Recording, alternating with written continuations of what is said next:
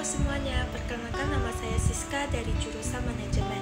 Hari ini saya ingin membuat video tentang propaganda anti korupsi dengan mata kuliah Pancasila. Propaganda anti korupsi. Propaganda anti korupsi adalah sebuah gerakan yang bertujuan untuk meningkatkan kesadaran masyarakat tentang bahaya korupsi dan mendorong perubahan perilaku serta kebijakan untuk memberantas praktis korupsi. Korupsi yang seringkali melibatkan penyalahgunaan kekuasaan untuk keuntungan pribadi memiliki dampak yang merusak pada perkembangan ekonomi, keadilan sosial, dan kepercayaan publik terhadap institusi pemerintah. Kenapa di Indonesia banyak yang korupsi? Yang pertama adalah budaya pratonase dan nepotisme. Budaya pratonase dan nepotisme masih kuat dalam struktur sosial dan politik Indonesia. Kedua adalah lemahnya penegakan hukum. Meskipun Indonesia memiliki badan seperti Komisi Pemberantas Korupsi yang biasa disebut dengan KPK, penegakan hukum masih seringkali lemah dan tidak konsisten. Yang ketiga adalah sistem birokrasi yang rumit. Sistem birokrasi yang kompleks dan berbelit-belit memiliki banyak kesempatan bagi para pejabat untuk meminta suap sebagai cara mempercepat proses administratif.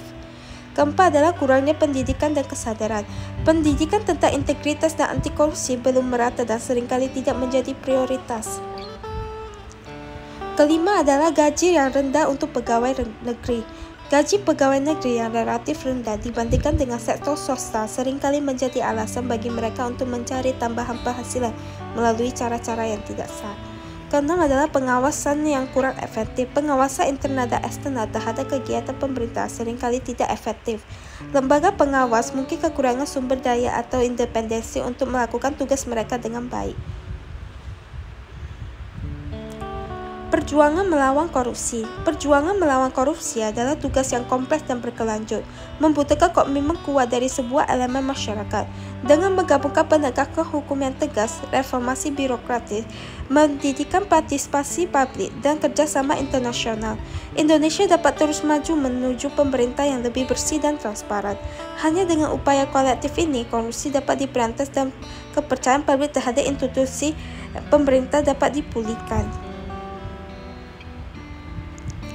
Cara kita bisa berkontribusi adalah melaporkan kasus korupsi, menolak suap, edukasi dan penyuluhan, partisipasi dalam organisasi anti korupsi, menggunakan teknologi, meningkatkan transparansi di tempat kerja, mendukung kebijakan anti korupsi, mengedukasi diri sendiri dan orang lain, mempraktikkan transparan dan kehidupan sehari-hari. Kesimpulan dari anti korupsi adalah melawan korupsi bukan hanya tanggung jawab pemerintah atau lembaga anti korupsi, tetapi juga tanggung jawab setiap individu. Dengan mengambil langkah-langkah konkret dan berkomitmen terhadap integritas dan transparansi, kita semua dapat berperan dalam menciptakan Indonesia yang lebih bersih dan bebas dari korupsi. Perubahan besar dimulai dari tindakan kecil yang dilakukan secara konsisten oleh banyak orang, karena masa depan yang jujur dan adil adalah hak kita semua. Terima kasih.